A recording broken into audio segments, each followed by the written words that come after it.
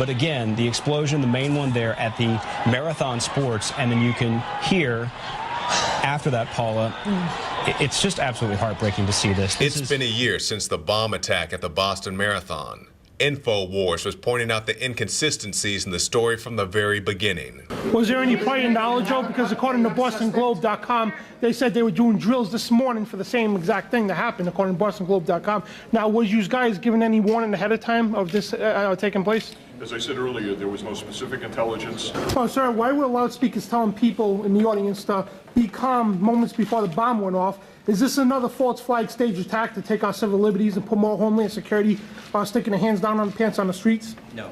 And it wasn't just the Boston Globe who reported the drills. There was dogs with their handlers going around sniffing for explosives, and we were told on a loud announcement that we shouldn't be concerned. This was just a drill.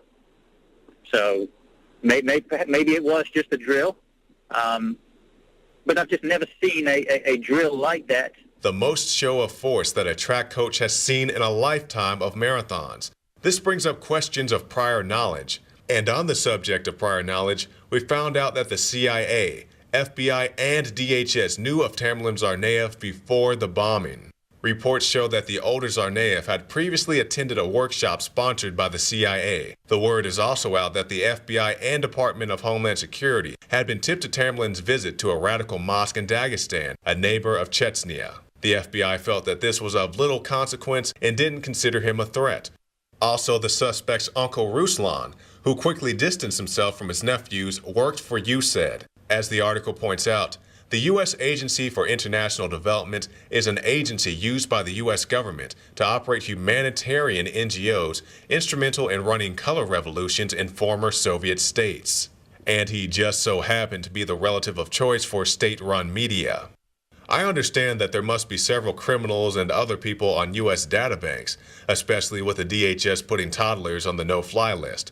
But if you have a suspect who the Russian government warned you about, attended CIA-backed workshops that the DHS was briefed on, and the FBI interviewed, why does the FBI need public assistance identifying the suspect? Not to mention how the feds reportedly called the Tsarnaev brothers after the bombing and before any other incidents. Somebody out there knows these individuals as friends, neighbors, co-workers, or family members of the suspects. Though it may be difficult, the nation is counting on those with information to come forward and provide it to us. Did you ask any of your co-workers their agent?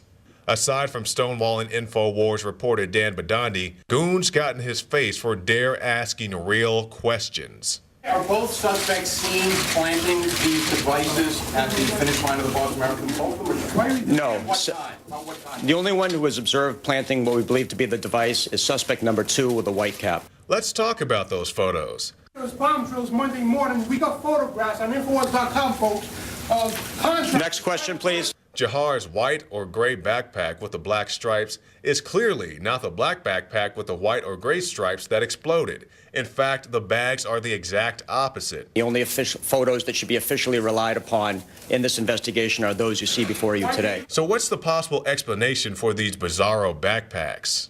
And you're carrying a backpack. We have one here. This is a light colored nylon backpack. Like number 2 had. Yeah. And then it's easy enough for you to go ahead and take out the actual device that may house the weapon. There's one theory. Doubt of the official story could easily been squashed by releasing footage of the bomb being placed. Footage that even Governor Deval Patrick hasn't seen. Well, the videotape is not something I've seen. It's been described to me. But it does seem to be pretty clear that this suspect took the backpack off, put it down.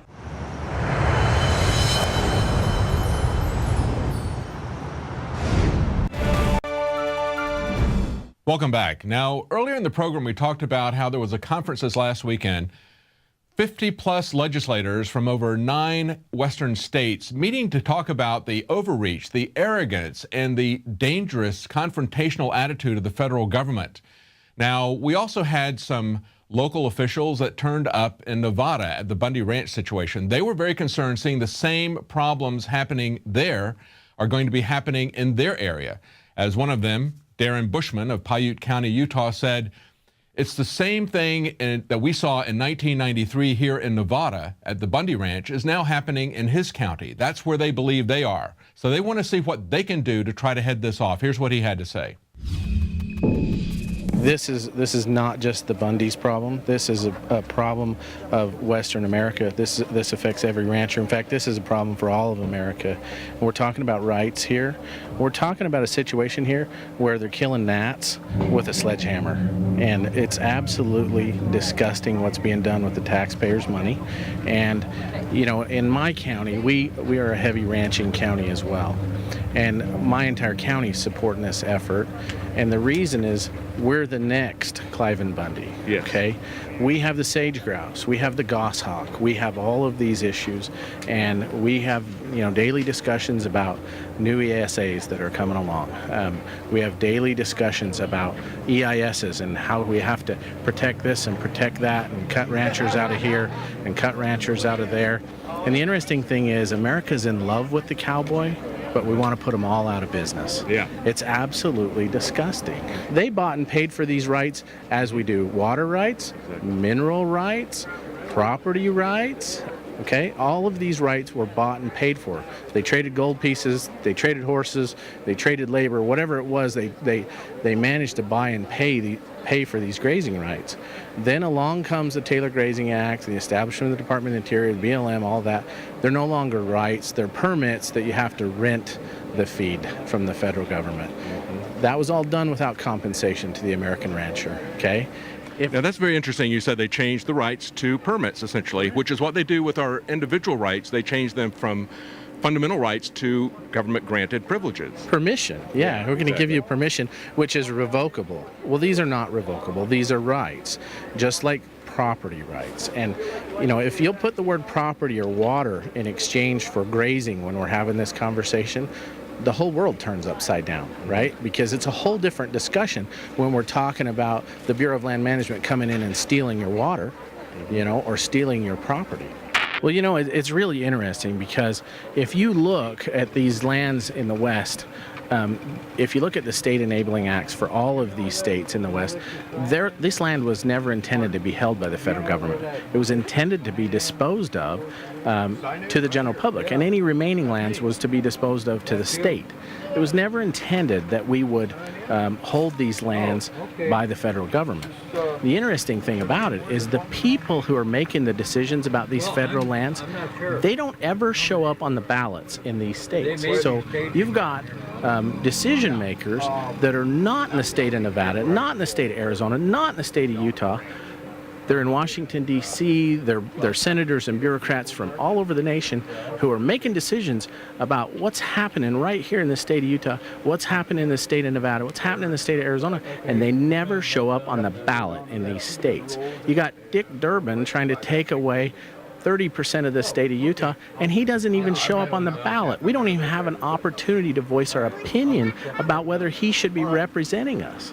It's not just taxation without representation, it's regulation without representation, isn't it? It's absolutely regulation without representation. And, you know, the people that are managing these lands should show up on the ballots every 2, 4, or 6 years so we can voice our opinion about how they're doing it.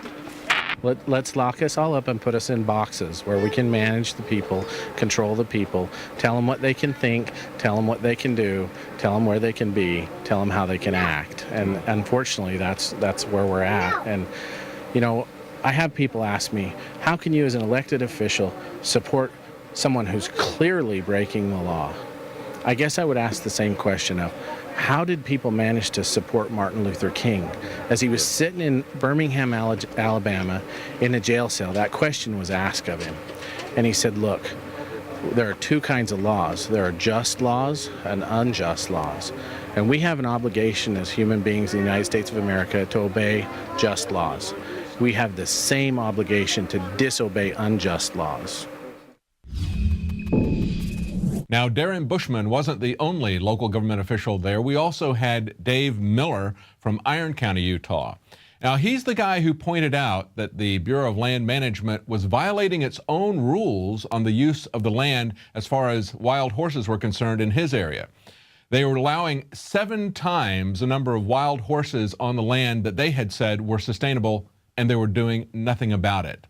Massive hypocrisy, massive overreach, confrontational, dangerous use of force. As he pointed out, it's about much more than some of the legal details. It's about broad issues of liberty and what kind of country we're going to live in. We have a real opportunity for change here. What happened there was a peaceful confrontation of violent, over-the-top government actions. But now we're at a phase where we need to push on the info war. This is a period of time where they're trying to vilify and demonize Clive and Bundy, the supporters, the militia movement, the conservatives, you name it. This is a time we really need to push back. It's a very dangerous time for everyone involved. We hope you'll stay tuned. We hope you'll support Prison Planet TV. If you buy a subscription, that helps to support our operation, as well as passing that information on to your friends, to your family. You can share it with up to 10 people simultaneously at the same time. Well, stay tuned. We'll be back tomorrow at 7 Central, 8 p.m. Eastern. Tune in to PrisonPlanet.tv for an extended broadcast.